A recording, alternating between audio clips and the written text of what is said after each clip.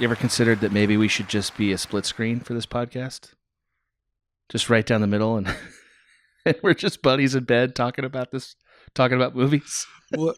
Have you ever thought about that? How Have you ever considered that idea?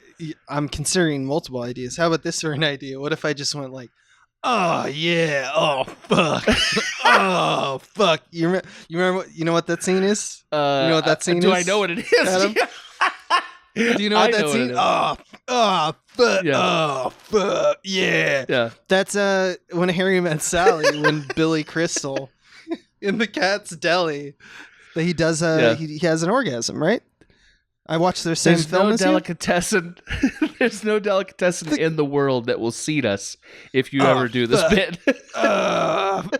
Billy Crystal. That's how he sounds when he's there.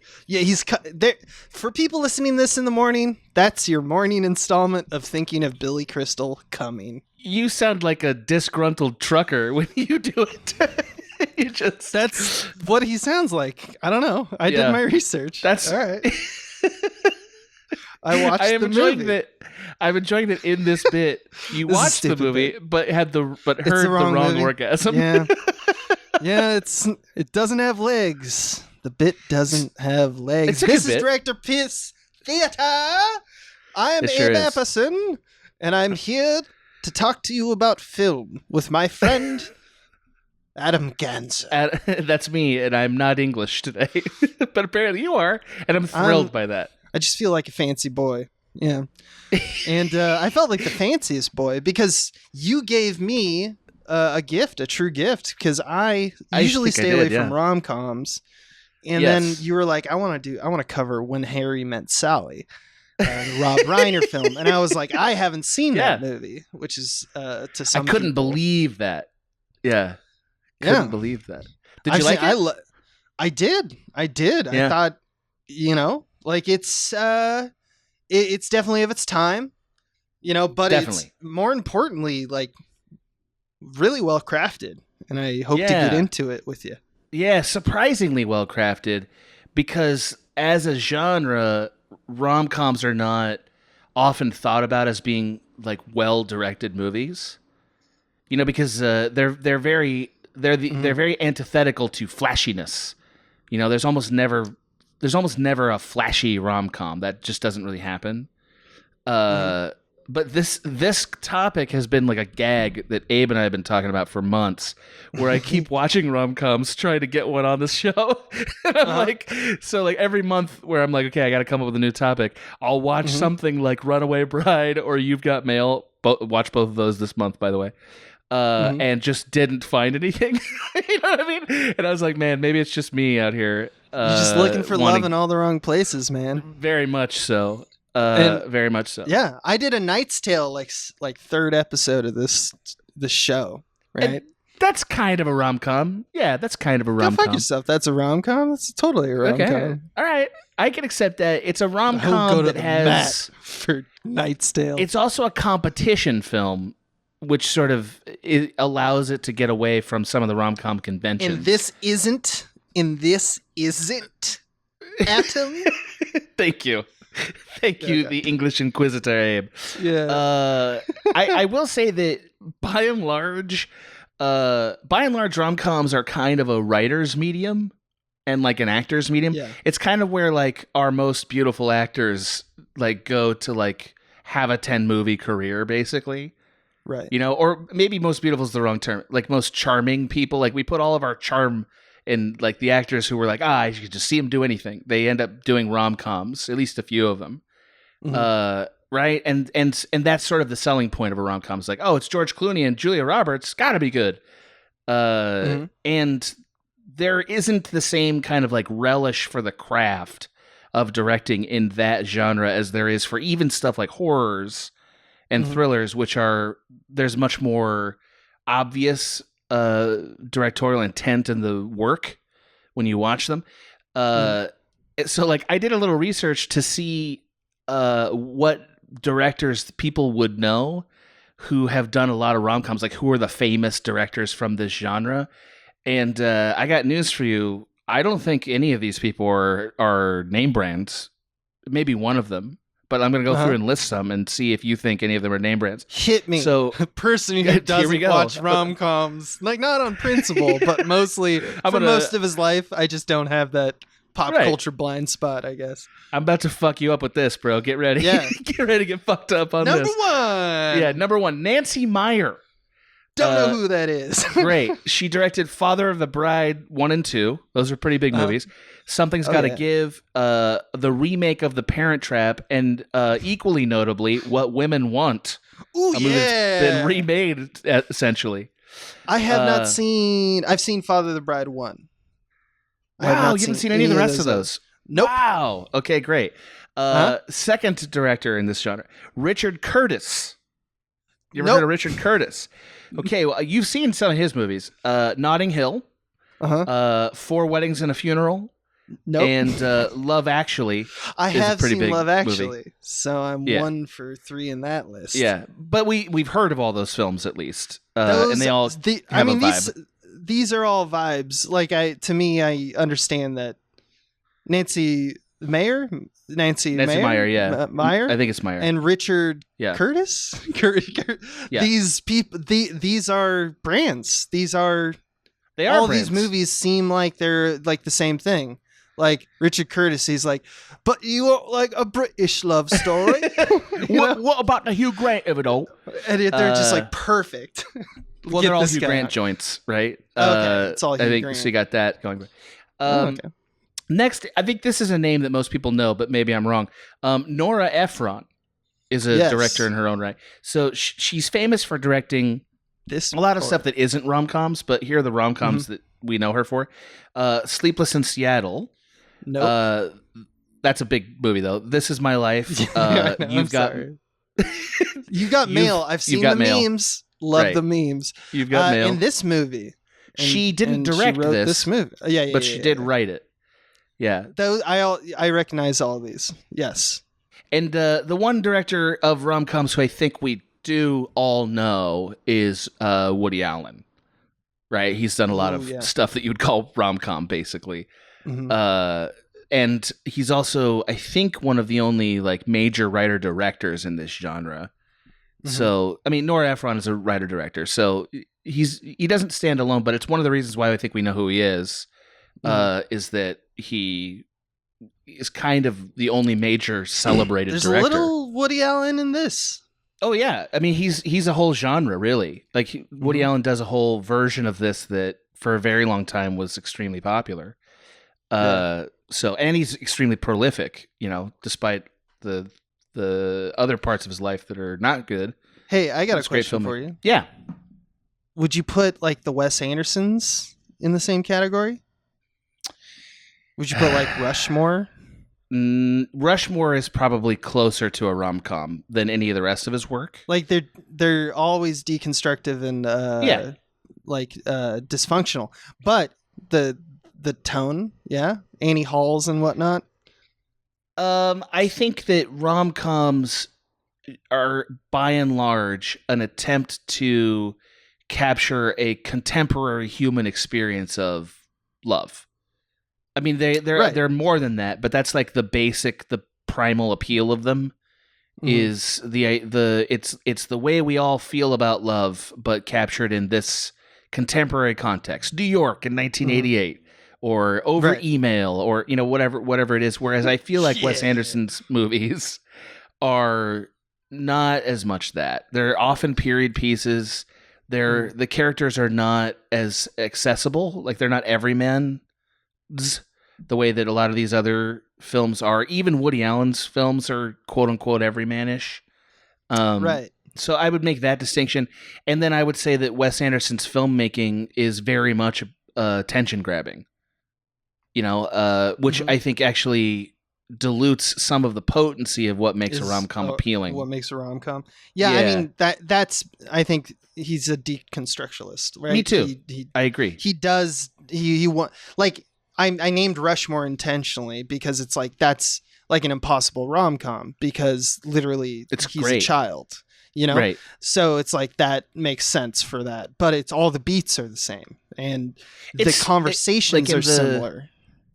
Totally. In the Blake Snyder genre conversation, Blake Snyder, absolutely. Not Zack Snyder. Not Zack Save Snyder. the Cat guy. Save the Cat, yes. In the Blake Save Cat...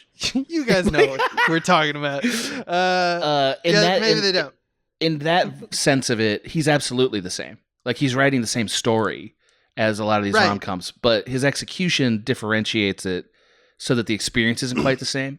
That's my argument. I would say rom-coms have a form, yes? There's a form. Well, almost every rom-com, if you're interested in this topic, dear listener, it falls into a category of film that, again, to use a Save the Cat category, would be called the buddy movie, which, by the way, is the same format for all the buddy cop movies. They're exactly the same formula.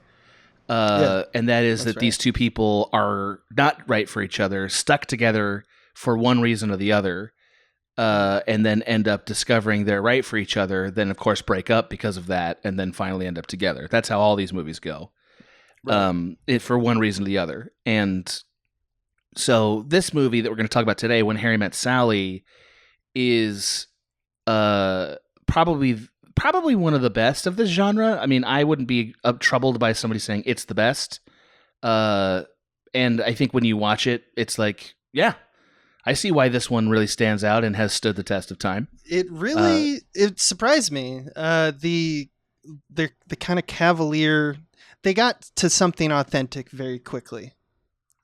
Mm-hmm. You know? They really did. There's something about it that's still true, even though a lot of the premise of it isn't true anymore. Mm-hmm. I still think that the fundamental relationship between these two people feels true, even if the conceit of the movie doesn't. So the fun thing about When Harry Met Sally is that it's actually more talky. It's more just two actors talking than any of the movies I've mentioned so far. Like, there's so much less scheming and like Three's Company-ness in this movie than any of the others. There's no gestures because it's like a slow burn. That's right. Which means, as a story, it's more dependent on actor chemistry and writing than any of the others I've mentioned before, where there might be more sort of like situational humor to kind of, wrap your head around as a director.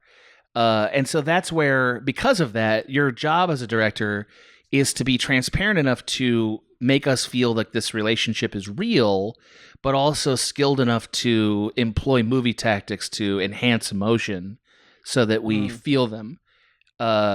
This is where I started to get into Rob Reiner, like study him a little bit, because although I'd seen his movies, I'd never thought about him as a director. And he has a fucking great career for about 10 years here. His career is really good. It starts with This Is Spinal Tap in 1984.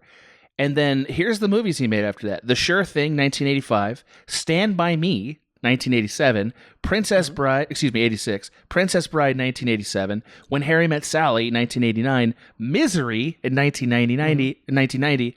And then A Few Good Men in 1992. And then, of course, he made North in 1993, and his whole career went south after that. Yeah! Got him! I did it! Got him, Robbie! Robbie! Yes! Sit down, baby! Sit down, Reiner. No, he's great, man. I thought North was okay. North is okay. It's just famous. It didn't do well. Well, and also it's the one that Ebert just freaked out. Like, Ebert was like, I hated this movie, and it's very funny. You know that we're all clamoring to hear what Ebert thought, and we're like, what's the 411 on the Ebert thoughts on 1993's North? And he's like, I don't like it. And then we all go, yeah, fuck that movie. Fuck Rob Reiner. But it's a famous evisceration. Like, if anybody who wants to like Google it, it's one of Ebert's most famous, like, I hated this movie. Like, it's a rant, and it's great for comedy value. It's like unbelievable. But I think what we can extract from this run here is that Reiner is one of those directors who kind of was able to slip in and out of genres and just did a great, solid film for a pretty long time. And by the time he got to When Harry Met Sally, he was sort of at peak form. You know, like he was operating at what will in hindsight looks like the peak of his powers. And what I'm going to argue in this movie is that without him, When Harry Met Sally is absolutely impossible. and it shows the unique talent of a comedy director, like what it takes to direct comedy, is actually vividly on display in the film, and I'll show you how forthwith. And Abe, you're going to have so much to say about this as a pro comedy director yourself, so I'm hoping you'll weigh in. And to you, sir. Yeah, well, that's why I thought it might be fun. Because we'll have our own little insights into it. We got a little insights. We directed some comedies, right? And I also I know you're gonna like have visceral reactions to my headlines here, so I'm ready for this. Okay. So to start, most of these points are going to be defining what skills a comedy director needs to have to be good at their job. And the first one, and perhaps the most controversial, is that a comedy director has to be a writer. If you're going to direct comedy, you got to write. I know it. I know it. I agree with some of that statement. I think you have to have a sense of humor. That's what I mean by writing, I think. Or you have to be funny. What's funny. But yeah. That's right. I do think that instinct has to exist. Otherwise, you're Cardinal North, making more North puns up top, is not very good, and therefore going to throw the scenes off. So obviously, you got to be funny, Which means ultimately, you are going to end up crafting what the humor sensibility is, and that's what I really mean by writing. I don't mean you have to script as much as I mean you have to be able to shape and be funny. And so this is where like the most surprising fact to me about the movie came out.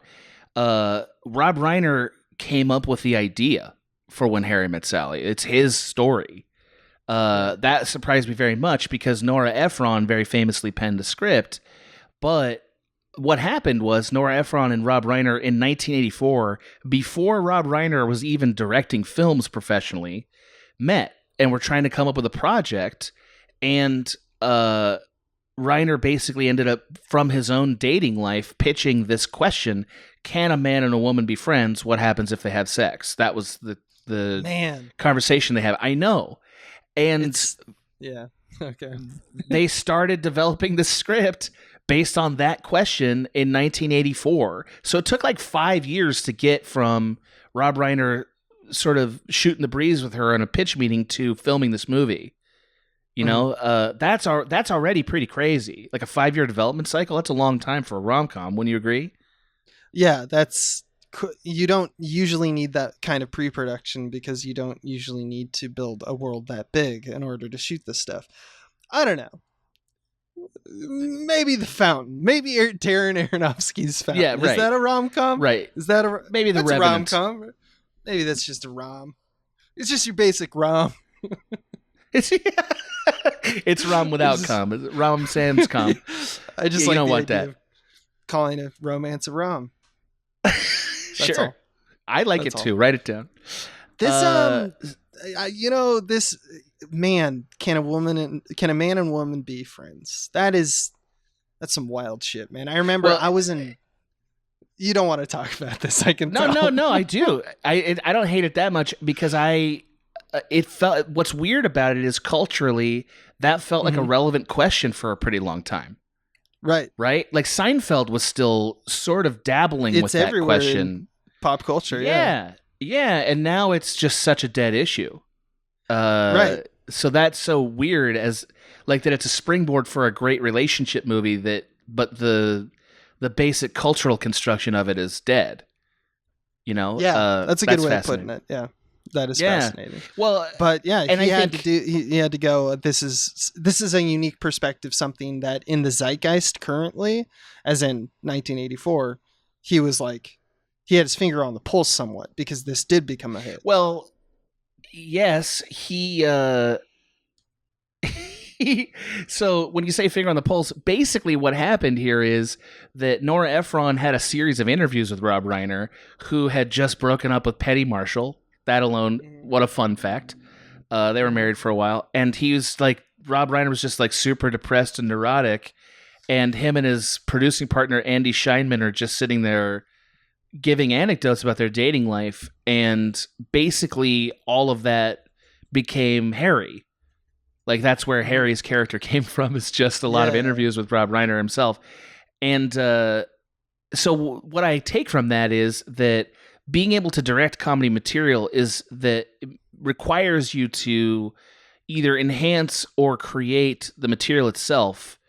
And from my experience, I think you would agree, like a lot of times when you're on set with even a script you didn't write, you end up having to find a way to fix a joke, or to explain the joke to this crew that has to execute these complex either lighting setups or camera setups or whatever, so that they get form what of is mechanism the idea that makes the joke work. Yeah, right. It's like then we have to pan to them and they're really tiny or something like that. Exactly. Okay, how are we going to do that? Yeah. Exactly. And so you become the translator. Yeah, you become the translator for crew members. Also, sometimes even to the cast. Like, just because a cast member is a funny actor doesn't mean they get every joke or that every joke makes sense to them. So, like, the screenwriter really does have to hand it over to you and make sure that you understand it. That's their concern. And you, as the director, have to understand it and be able to, like, translate it into a thing that works. And, screenplays are like everything else. They need to be toyed with to fit into the reality of filmmaking. That's just it. You know, and you do have to do it, and if you don't do it right, it fucks up the tone. You fail. It's not all the jokes. Obviously, some of the jokes are just like put the camera in front of the face. Let's just see Billy Crystal fake an orgasm. Like that. Let that happen. And then you really go, "This is it." Yeah. No, but honestly, her performance when that is camera can only be wrong. It can only be transparently right. You know what I mean? Yeah, you can't get in the way there. Dolly in and do some sweeping shots and get some drone footage. No, fuck off. Camera right in front of the face of the Joker doing the jokes. And then sometimes that's the job. Absolutely. And sometimes that's the job. And then there's a whole bunch of what you're talking about, which is all movie aspects are moving parts. And sometimes jokes take, props, staging, the right spot, the right movement, massaging. That we have to go, what's funny here and how do you show it? Yeah. Right. So that brings up my next comedy director attribute, and that is that a comedy director must be a collaborator. And what I mean by that is that to direct comedy means you have to create an environment where everybody who is already funny or is sort of, part of maintaining the joke, that they're allowed to experiment. It has to be kind of a laboratory to get the best laugh, right? And I think that any audience can see that now in the works of, say, like Judd Apatow. It's probably why he's leaned further and further away from scripting, because he believes in letting funny people be funny spontaneously, and then, you can fix it in editing and stuff. And also, this is a pretty tried and true formula for a lot of sitcoms, where, they'll be performing it live in front of an audience or whatever, and they'll go fix it. That joke didn't land. Let's rewrite the joke until we get the laugh, right? And so, even recordings in television are sort of a laboratory, if you will. And or things like Scrubs, which is like single cam. They'll actually do here's 4 different versions of the joke. Let's do them all, and then we'll decide in editing. And your job as a director is to make all those work. So it's make one work, but you make one of them work for sure. But ideally, to get the best version of all of them and see which one's the best. Trying, which is kind of I have my own thoughts on that. I'm glad that's going away. I hate it. I hate it. I like aiming for a target and hitting the target. But I think we both understand. And I like covering your ass. I don't. It's not. It doesn't have to be one way or the other. It's just the idea that you're just from jump, we'll just throw a bunch of shit at the wall and something will work. It's definitely something that was very in vogue and now is less so. I'm just reflecting on the fact that makes me a little bit happier. There's still many movies that were great. It's harder to ensure the quality of a film with that dynamic where we aren't actually choosing. We're going to choose later. That makes it harder. But it's still that the nature of having to sort of get everybody to operate at a peak level is still true of directing, even without that criteria. Like, it's just that is a fact. So like, it also means, being a comedy director in this case also means you're creating an open dialogue with a bunch of funny people and then sort of channeling it in the same direction. Like, you're superintending this process. And so I think the best way to illustrate how that happened in this film is the Cat's Delicatessen scene that Abe is relentlessly misquoting. So this is the scene where Sally does the fake orgasm in front of everybody. You probably, even if you haven't seen this movie, you've definitely seen the scene. It's just one of those timeless movie scenes where she's proving to Harry women fake orgasms, and he didn't believe it before, but then he does after. So here's how that scene actually came about.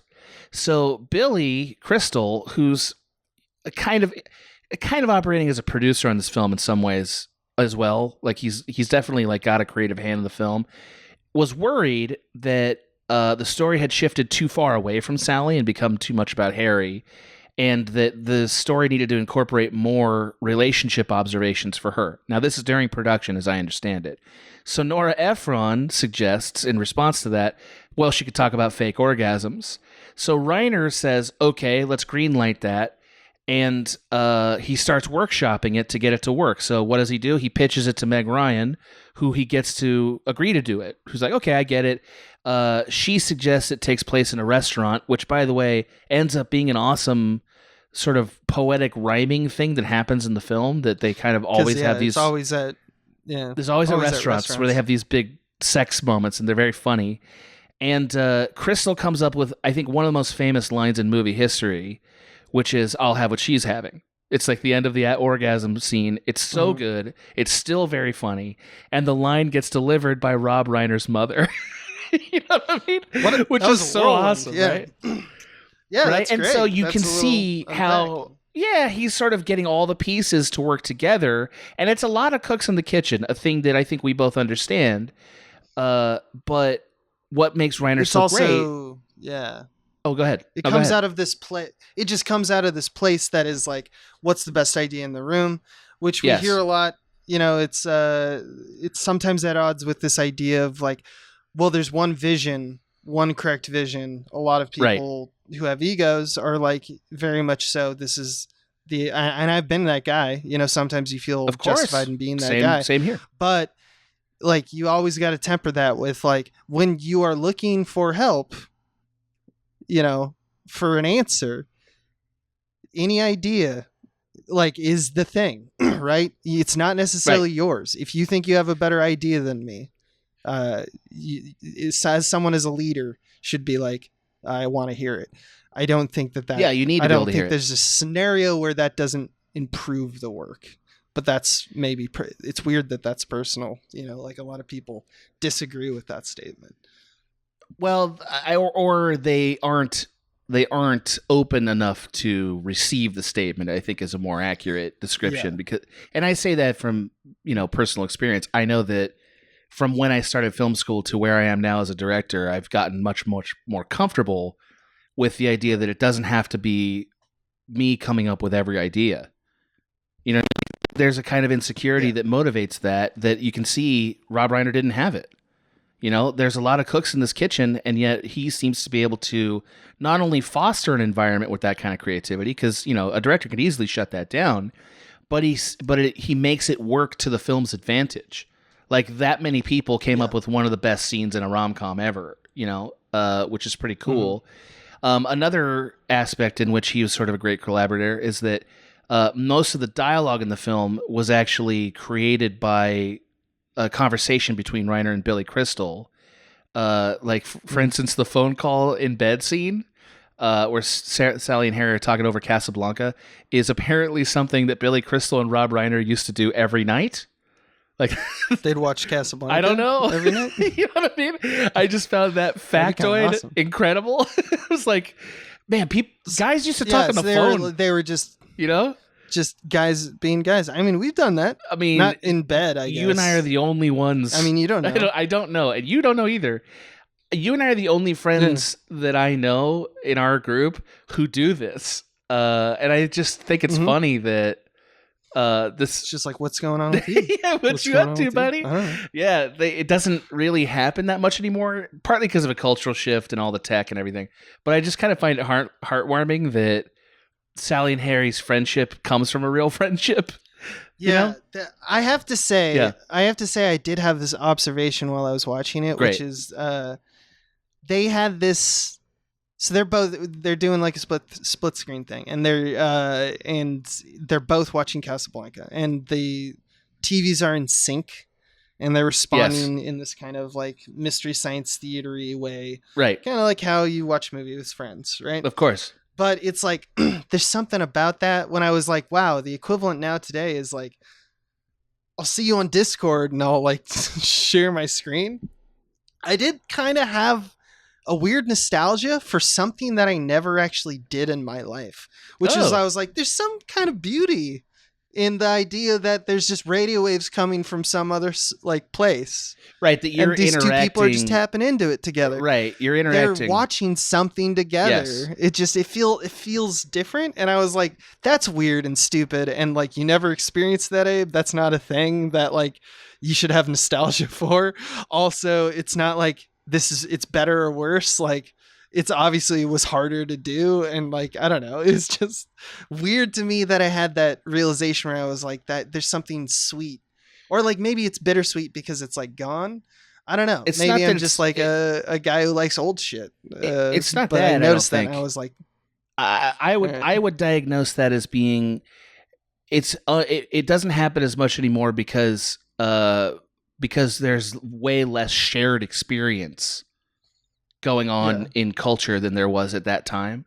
Like, there wasn't even TiVo in that time, which is to say that like the only way they could share an experience if they're not in the same space is over the phone, and so they're finding the way to do that. Right. Where like I've watched movies with girls like this even recently. We're like, okay, let's sync up.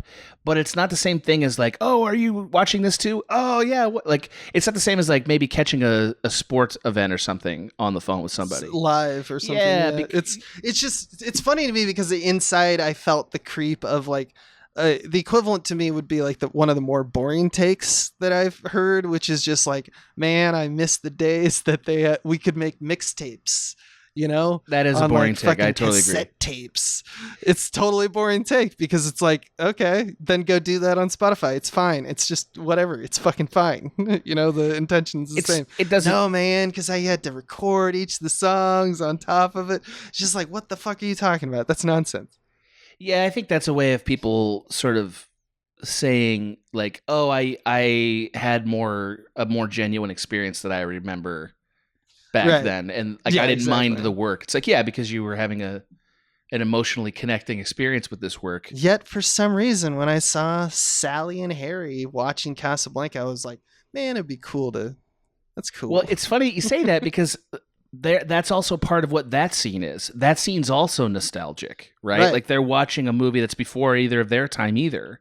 And sort of like there's a wistfulness about like what the people of that time were like and stuff. That's part of the subtext of the scene. So I would say it also could be that the film was working, on an emotional level. So one other aspect of Rob Reiner's collaboration on the film I thought was pretty cool. He had an ongoing contest with the crew to come up with the best title for the movie because the movie went into production under the title How They Met. And the winner of the contest was to receive a case of champagne. So I think that's just kind of fun, like for the crew to feel like they're a part of it, because a lot of times crew members it's a job and that's it. This is a case where they're part of the story, and that's really neat. And we never found out who won. I didn't look super hard into it. I don't, but I could have. Okay, maybe it's documented. I just like the end of the story is basically in that, and then you got the title of the movie. Yeah. I was about to ask, which felt really stupid. I was about to ask, and what did they call it? What was what did they land on? Thank you. That's a stupid joke. That's a great joke. Let's move on. No, it stays. That joke stays.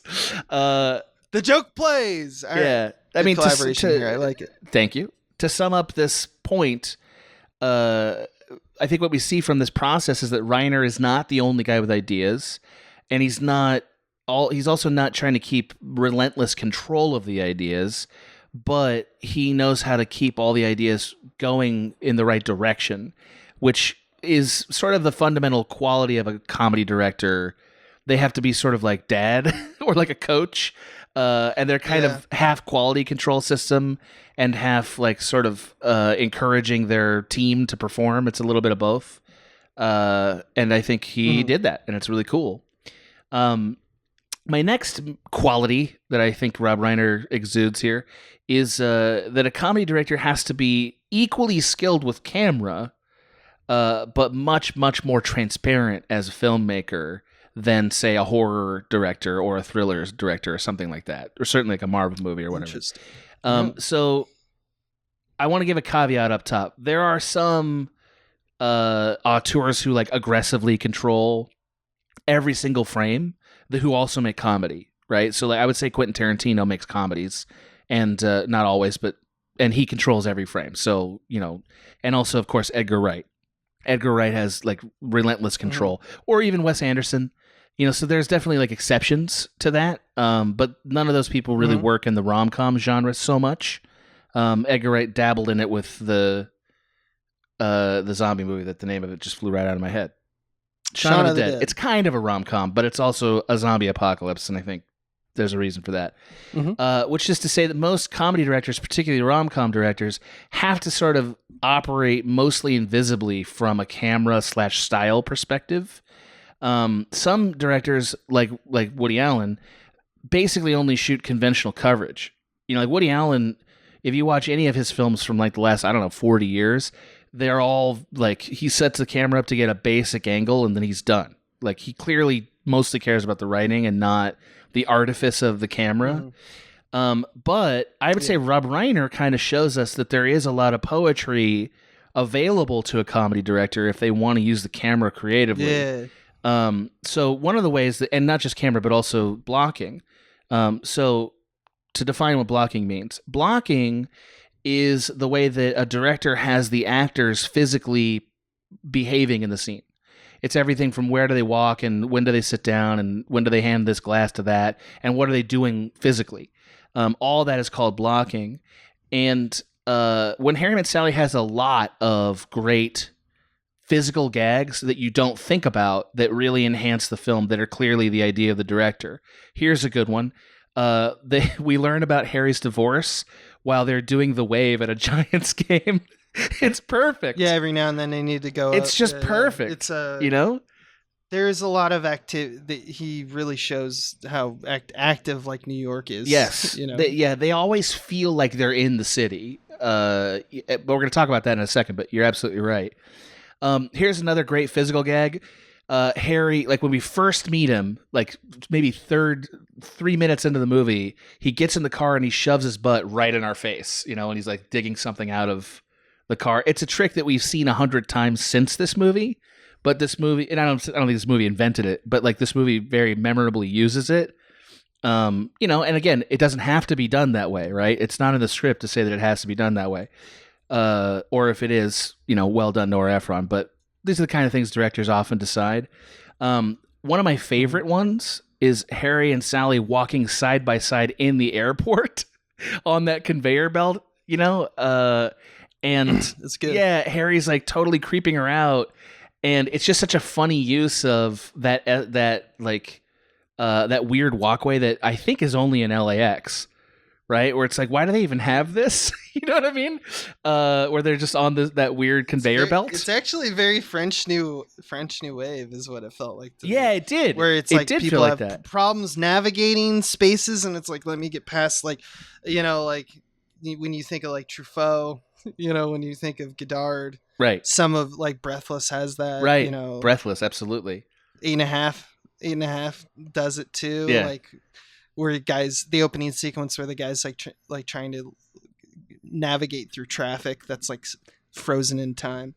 It's like a lot of like awkwardness is funny. Having to traverse space is funny. Absolutely. And Reiner uses it really well to just be like a distraction. Yep. Because the focus is always the conversation. Yes, but it's a gag that actually feels like a thing that could happen to a real person. Like they're the right level of joke, you know, and that I really appreciate. This is one of my favorite bits. It's maybe even in the script, but like one of my favorite bits from the movie is Sally putting each envelope in the mailbox, like during the montage, and watching Billy Crystal's physicality there is very funny. Like first he's behind her waiting for her to catch up with him. Then he's like, okay, I got to actually stand by the mailbox to indicate enough. She doesn't get it then either. So he just takes all the envelopes and shoves them in. And it's like, yeah, just puts them all. That's funny, you know, like, and I like the physicality of that. And it's really great.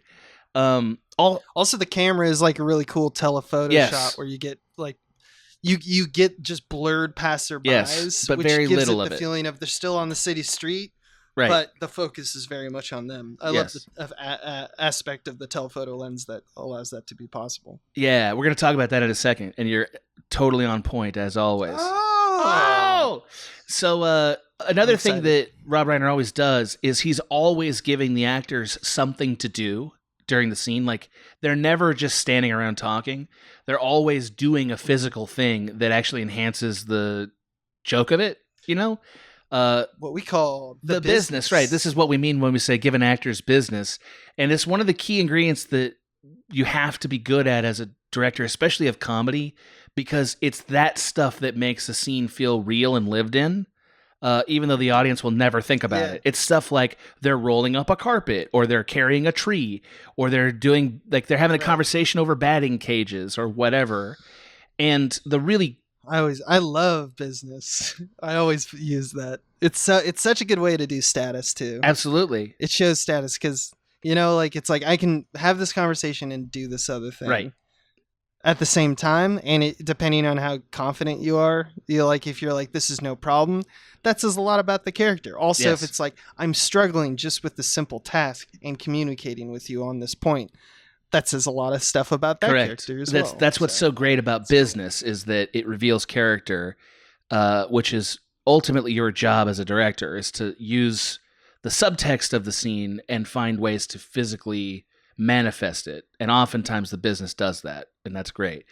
Another thing that, I feel like really poetic part of Rob Reiner's directing here is that he has a kind of rhythm and like a sense of repetition that happens a lot in the movie. Yeah. And I thought it was like really cool, and specifically his work. So like examples of this, there's a lot of repeated scenes and shots in the movie, right? Sometimes they're used for like contrast or comedy beats. Here's an example, right?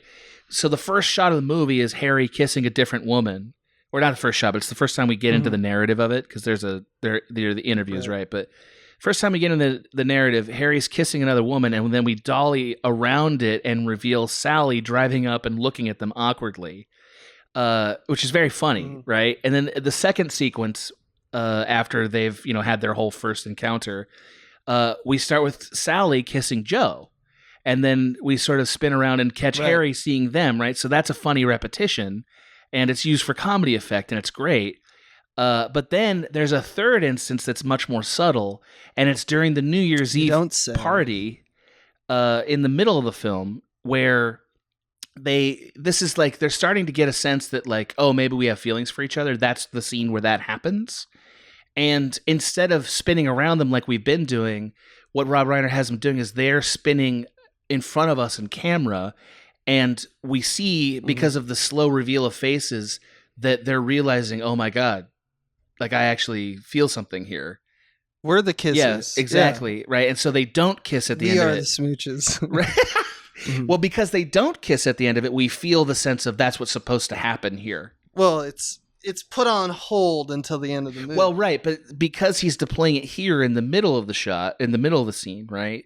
Or excuse me, the middle of the movie, he's using this repeated beat to actually disappoint us, and it's one of these great examples of a matching shot creating contrasting emotions, and subtly reinforcing we want to see them together. Not like it's the first time the audience thought that, but it definitely is a kind of emotional midpoint, if you will. It's not the midpoint, by the way, but it's an emotional sense of, wow, things are really escalating. They're going to get together. Yeah, I was going to ask, actually. Yeah.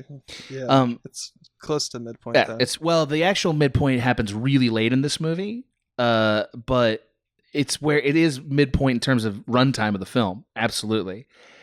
Yeah, which is weird. It's one of the weird things about this movie. So another example is Sally always makes the most embarrassing statements about sex in a restaurant. You know what I mean? It happens obviously with the orgasm, and then the first time she talks, like, I've had sex, she like yells it in the restaurant that they go to in the first sequence. As they walk in. And then, of course, we have 2 montages at the, beginning of their friendship, and then in the All Is Lost segment of the movie where they're not friends anymore. They have all these great Christmas montages, and they're very effective. They're very sad, and it's the repetition that, underlines it, and it's so great. It's like poetry. Yeah, exactly. There's a kind of poetic structure to it. So another thing that he does that's actually the opposite of that is he does what we'll call contrasting cuts.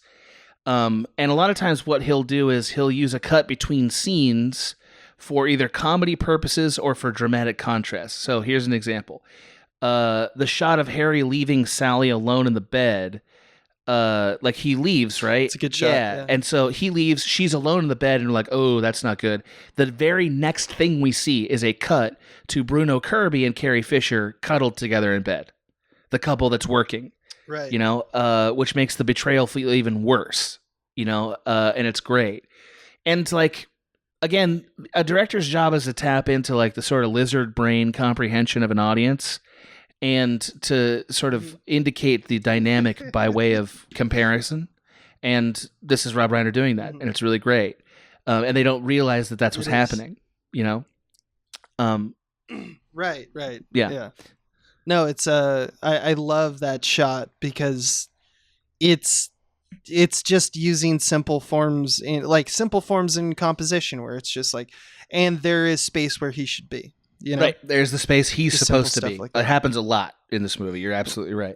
Yeah. In fact, to that point, Reiner also uses the way he composes frames for those purposes, like you just said. One of them is that he often creates frames where we anticipate that they should be together without us realizing it. Example: the split screen conversation where they talk about Casablanca. They're literally in bed together. Right. That's literally what it is. Yeah. The split screen lines up perfectly. The pillows line up perfectly. They're in bed together. And it's just one of those things. Like, of course, that's what the movie's about. But here's a way that the director subtly put us there before we were ready. And it's great. Right. Kind of fucking nailed it, too. Like, because it's like, did a yin yang thing where it's like they're symmetry, but they're also like, he's got a darker pillow. She's got a brighter pillow. It's stuff like that. Yep. It's just like subtle differences because, this is still a movie made where it's like men are from Mars. Right. Women are exactly. But at the same time, it's like, but they are showing the group together has this cadence. And he does that really, really well. He does it so well. It's a good shot. Yeah. Another thing that he does a lot, and this is like, again, one of the subtlest techniques I can think of in a film, but it's super effective, is that he uses basically the same size shot to rhythmically enhance the idea of this is how couples look. Right. So like we have all these interviews, right? And the couples are basically in the same spot, every one of those interviews. And we see them together, and that's the idea. And then what will happen after the interviews is that we'll cut to a matching 2-shot of one of them with somebody else. It happens all the time. Sometimes we'll cut to them together, which is even more obvious, right? But like there's a couple of times in the film where we'll cut to like Harry and he's with a different girl. Right. And it's like, and then we'll cut to Sally's reaction immediately following, and clearly she's not into it either. And it's just really great. I love that. That. He does it a lot, by the way. And, it's a thing that the audience really doesn't pick up on consciously, but it's super effective. And then finally, because I knew you would want to talk about this, he uses these great wide shots that are on a long lens to, I would argue, enhance the intimacy of their relationship. Which is sort of the opposite of how these wides normally work. And I love that about them because, he'll shoot these very beautiful shots of like seasons, like the seasons of New York, you know. And a lot of times he'll get them in these big wide environments where there's not really that many people. Like when they're together, they're kind of alone together, right? They're in a museum, they're in a huge apartment. And as you said, New York does feel very busy, but not when they're together. When they're together, they feel like they're alone together. And it's great. You know, if they feel very intimate. It's very cool. Very cool. Yeah, because it's like, I think Reiner was probably thinking of himself as there's a little bit of rear window in that, you know, absolutely, like no wide question. shots on a telephoto lens. I'm a voyeur, you know. I'm looking in this telescope that I have. Right, they're like a God's eye view, peeking on just these two people in the sea of other people, but just these two. That's it's very Woody Allen vibe. It's like it's a lot of, I don't know. I think it's a very common thing from a lot of the rom-coms that I've seen that have come out of like New York City and the big city rom-coms, where it's like that's a common observation for finding love in the city, right? It must be a thing. Having never found love in New York, right? I just imagine it must feel true. Yeah, I'm thinking of Sex in the City, actually. Yeah. It's like there's so many men. There's so many men out here. Why can't I find the real one? Well, this is a refrain that's repeated a lot, especially in the 90s. But like, you know, it works though. Like, you know what I mean? Like it brings up all that sentimentality. And if the camera can do it in a single, just like the way it's set up, right, it's a lot more, it feels a lot more authentic. Absolutely. And like, there's little things that he's doing to the framing that really make it great. Aside from what he puts in the frame, I think the lens length here is also great, because even though it's like he's using a wide shot in the sense that, you know, they're alone in this big environment, the telephoto of it compresses the space enough that it still feels intimate. And yeah, it gives that voyeur effect, like you're saying, which I would call maybe like a God's eye view, you know? Yeah, it's great. It's again understanding the mechanics of the camera and doing this work that's largely invisible. Like, you know, he didn't get nominated for tons and tons of awards for this, whereas Nora Ephron did, and that's interesting. I think he was nominated for like something, but not very many things. She got most of the credit for what was great about the film, and yet you can really see his hand in it. And the cool thing is, like, to me, that it's actually very difficult to exert this amount of control and make it feel effortless and transparent. Like that's hard to do. It's a lot easier to grab a hold of a film and make loud choices, because then you feel more certain about their impact. But I think Rob Reiner's sensibility here understood it was time to get out of the way, and I think he knew that he had a really great screenplay on his hands. You know, like this is a tremendous screenplay. So I don't want to take anything away from Nora Ephron. She did great work here. But if you're a strong storyteller and you have a really great script, you know, you can make a great story and make a great film without having to do punchy, memorable camera work or loud blocking choices or anything. And, you know, I think just my sort of like epitaph on the episode would be, you know, I kind of feel like Rob Reiner's a little underappreciated as a director. Right? Like he's able to do, I think so, a lot of great stylistic work and made a lot of really great films. And like, I would be proud of those films as my resume, wouldn't you? I'd be like, damn, I did it. Right? Yeah, we put respect on Reiner's name in this house. Yeah. When we talked about Misery, yeah, and we talked about Stand By Me on the King podcast. Like, fucking yes, dude. Yeah, yes. He's really good. I mean, he one knows how to make a good movie. He does. He's one of those guys who like came from the acting side, and I think that it's a little harder to sort of impress yourself as an auteur filmmaker when you come from that side of things. Like it takes a while for us to accept that. But then eventually, never underestimate as well. Yeah. Well, I'll just say, like, never underestimate as well the confidence that comes along with, like, if you're working in a writer's room, you know, like if you say the joke that gets chosen, like, because there's this group mentality of like, what's the joke? What's the joke? Right. And there's some people who just like, it seems like they can breathe this stuff because they're the funniest people around. And when the amount of confidence you get when you have that moment, I think that Reiner was always going to be a director, because I don't think that he was like, I think that moment played over and over and over is what keeps writers being writers. And he's definitely a writer, and that was a part of him. But I don't think he would have gone to directing if he didn't realize that he wasn't going to be the guy in the room with like every single joke, but he is the guy with the joke that these go up to 11. You know, like he still had some fucking chops. And that's what makes that kind of synthesis is where, like you were saying earlier at the beginning of this, is really at the heart of this, which is to be a comedy director, you have to do all these things. I think to be a good one. It requires, I think you have to be a broad palette of tools, you know, and there's a much more like congenial and sort of like charismatic component to being a comedy director than like making a horror film per se. You know, like not that these things are mutually exclusive. You can, of course, there's overlap between them, but like in comedy more than any other art form that I've done, you can't make it happen just by giving instructions. You know what I mean? Like that is not enough by having clear instructions. Like you really need the creativity of other people. Right. And if you don't have that, it doesn't work. Yeah. I mean, all comedians have too big of an ego, surprisingly, of course, or not surprisingly, as we're learned.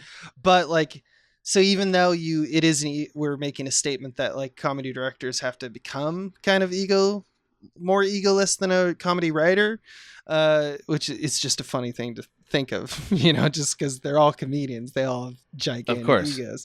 But I do think that there is something to be said about if you are the type that, you know, allows for the best idea in the room to win, all these kind of things. You're better for it. And it does have, I guess, the added effect of essentially including other people into the process of the filmmaking and process of deciding creative control. You mentioned like the horror and all the other genres. Like it's also, there's something about like the cinematic like apparatus. And by that, what I mean is like, sometimes when someone comes to you with an idea or someone's just talking about an idea, and it's like with like something like horror or something like sci-fi, or there's like a lot of bells and whistles that are communicated, like you're saying, with a bunch of like, here's a detailed list of all the orders, because it's going to take a whole village to create this. Right. There's this idea of like, oh, okay, well then that's your domain. Like as a director, you almost always get that confidence. Everyone gives that to you. Yep. But when a comedy director walks into a comedy, it's a different story, because everyone knows at the end of the day, the money maker is the faces saying talent. Jokes. Yeah, the talent. And it's talent, 100%. And that, of course, in things like rom-coms or just straight up comedies, often the cinematic apparatus, the thing that is like, okay, it's going to be these shots, and we're going to do a rig where it's going to do the stuff like the filmmaking stuff. Like that is less important. The writing takes the writing is in the driver's seat.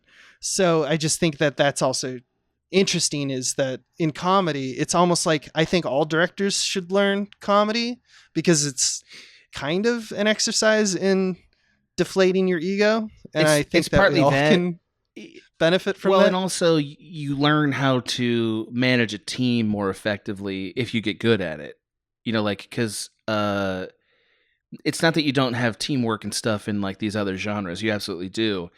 But you learn how to inspire, which is sort of what everybody's looking for from a director.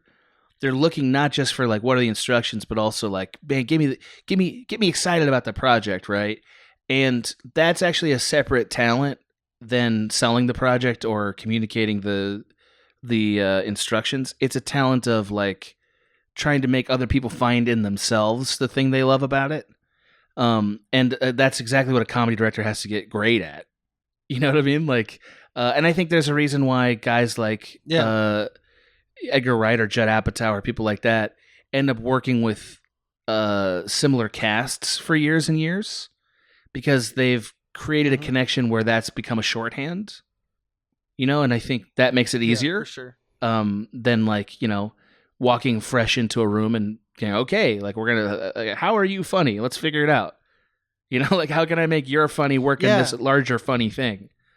You know, it's crazy that didn't exist in, like, I would say in the zeitgeist until like Cassavetes. You know, like everyone was just like, who are the people that Cary Grant is the guy. Jimmy Stewart. Everyone wants to go see. Right. You know, like, so that guy in the movie. You know, it's so there's that era, and then there's like Cassavetes who's like, I'm going to use the same cast every time, and then we saw that disappear a little bit, and then it like reemerged in like the, you know, like there's repeat collaborations, but we started to see that as like, oh, filmmakers that have a stable of actors. Right. It becomes a different idea. It happens more. It became a more in vogue. Well, it happens more in comedy than any other place because of the challenge of it's also comedy. Collaborating. You know, like the chemistry. Yeah, and like getting an environment that feels like we're maximizing our talents. You know. Yeah, I mean, you do chemistry tests and all that stuff when you're usually finding like if you're just like, I'm gonna make a rom-com, right? Don't you have to have chemistry tests, like where we film and try different scene work and improvs and just get to know each other kind of deal, see how each other's brain works. That stuff, why would you want to do that again? If you find magic, right? Just if you don't have re-release the magic. Well, especially you know, like you can literally make lightning strike. But if you're going to direct something like Anchorman, you know what I mean? Like, which is like a pure comedy, right. Not a rom-com. If you're going to direct something like that, then like it doesn't really matter. Like screen tests are irrelevant because the funny thing is the guy, you know, the Will Ferrell, and like, you know, whomever is improvising at that moment, how funny are they? Whereas I feel like certainly a rom-com is a mix and match of talent, but like you still have to, for it to work, the chemistry has to work. Because we've all seen rom-coms where it's clear like these two they don't like each other, and therefore the movie doesn't work. Like, isn't that Nick Nolte movie with Julia Roberts like a pretty famous rom-com? I haven't seen it, but was it P.S. I Love You or something like that? Nick Nolte? Yeah, Nick Nolte and Julia Roberts had a movie that I think is a rom-com, if I'm not mistaken, in like the 90s, and they fucking hated each other. It's like pretty famous. I think it's called P.S. I Love You. I don't know if that might be wrong. I Love Trouble. I Love Trouble. Whoop, my bad. Yeah, I Love Trouble. 1994's I Love Trouble is what the internet says. Early in her career. I didn't even know this film existed. Right. What a fucking weird film. It's really weird. It's a weird pairing, you know, so the chemistry of it still matters in rom-coms. You can't really get away with like like having a stable as much in that genre. Like you're really building around, okay, I got Julia. So who goes well with Julia? Yeah. You know, or I got Hugh Grant. Nolte. Well, I know that was a big mistake. I don't get it. But like, you know, I could see why Hugh Grant, you could like, you know, there's a lot of ideas there. Or like Andy McDowell was a thing for a bit. Roberts. You know, Meg Ryan was sort of headlining these things for about 5-10 years, you know? So you end up working around that talent, but then you have to make sure the chemistry works. And that's challenging. Mm-hmm. Anyway, so Julia Roberts and Mickey Rourke. That'd be a weird movie. Fucking love it. That'd be a weird movie, right? Fuck. Okay. Me. Well, this is hey man. Hey. This is I'm glad I watched this movie. And I think you're absolutely right about all the shit, man. Yeah, fucking nailed it. Thank you, sir. I just wanted to make sure I got a rom-com through. Just, you know, it's a genre that gets neglected. It's done now. We've done it. I can stop watching them finally. God, but you could have covered You Got Mail, though. I tried. Remember that. Well, I'll tell you what the observation would have been, because I thought a lot about that. The observation would have been about when a writer gets in their own way. You know what I mean? Because because the movie has way too many detours about writers in it. Like way too many. Like all of Greg Kinnear's stuff, and it's very silly, considering like everybody in it is also afraid to type anything out on a computer. Like they're like, this, okay, we're gonna try this thing. You know, it's very strange. It's very strange. Greg Kinnear has a whole like typewriter bit in it. Yeah. Wait, anyway, does he? Because it's about the old and the new, man. Yeah, he's right, but it's so email. Dude. Yeah. Anyway, forgive me, and I'm not trying to slander Nora Ephron, who I think is wonderful, especially as a writer. But I did not care for the directing of that movie because I thought the writer of it, who was also Nora Ephron, got in the way. Like it was like, just make the movie, you know? It was, I see. We don't need this Luddite debate because it's going to seem dumb in 5 years, and I was right about that. But they didn't know. They thought that the internet was a fad. But they could, no, they didn't. Like, who thought the internet was going to go away? Nobody thought that. I don't know. Did they? I was a child during that transition, so I just listened to what my parents said, and my dad was very. He was like, in this house, we believe that the internet is for perverts. It's forever. And that's all. It's just for perverts. And then I watched You Got Mail, and I realized that, you know what, Adam? We got mail. Sure. All right. Right. Maybe we'll have a debate about we've got mail at some point. Yeah, we'll have a debate about that ridiculous assertion. We finished the rom-com story arc in Directorpiece Theater because this also has headcanon. That I'm very excited for you. And thank you. Yeah, I don't know, man. This is I can go back to watching erotic thrillers now. Yeah, exactly. It's it's good to. I don't know a lot about rom-coms. My mother loves rom-com. It's like the only genre of movie that she really likes. Mm-hmm. And so I like grew up with them. Like there's much more. I've seen much more of those than like any other genre of film by comparison. Really? Like meaning of the number of rom-coms that exist, I've seen more of them than like thrillers or like action movies or whatever. Right. Okay. So there's that. And I as I get older, I like the sentimentality of it. Like they're all very sentimental. Like I've never seen one that was like, let's throw sentiment aside and just do love, like the messiness of it. I'm like, there's something definitely in this movie about like having the interstitial like interviews, you know?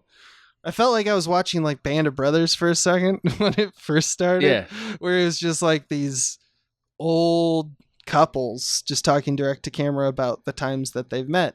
And then the last one, of course, is Harry and Sally, and it's very charming because they have the same candor and kind of pacing as all the others, and it just shows, oh yeah, we all turn into that couple, you know, like almost like it's almost like the movie's saying like one of us. Yes, I don't know. That's exactly what it is. Yeah. Like it definitely feels like a fraternity of like, you know, we all meet a different way, but we all end up on this couch. Right. Exactly. And I think there's something. This is before like that seemed like a completely horrifying idea, which I would say culture now would think that. But like I think in the 80s that would have still been a nice sentiment. I think we're supposed to think that it's just like it's not. This is how it's supposed to go. It's like this is humans, man. This is how it is for us. That's right. That's the sentiment of the 80s. It's the sentiment of every generation. It's just like this is how it's supposed to go. And the later generations look back and go like, man, that's kind of bullshit for X, Y, Z reasons. It's not like the worst thing in the world. It's just like slightly off. It's a cultural myth. Yeah. Yeah. It's a little bit, we're constantly refining, I think. We don't make that many of these movies anymore, or like they're no longer in the theaters. That's a like wider suggestion though, because they're always like what, $30 million or so. To pay real talent, to pay real talent, and those movies don't exist anymore. They're just they don't make their money back, so we don't make $30 million movies anymore. So that's the end of that. Or rom-com died, comedies in that regard died. A lot of things died, man. They wrap those sort of stories in like an adventure action plot. Almost always. Yeah, which is, I don't know. There's an art form to this, and I don't think it will ever completely die because I think we all want it to exist. And there's always independent filmmaking. Of course. But for that's studio, all I got, buddy. Yeah.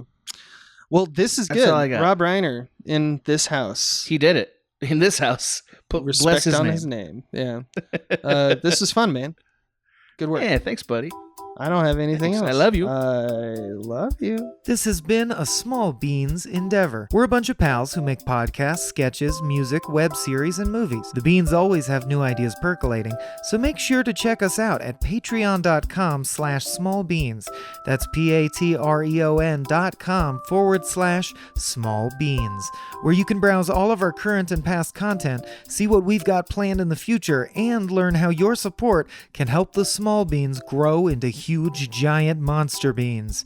If you enjoyed this content module, please like, rate, subscribe, or tell a friend about us. We love you.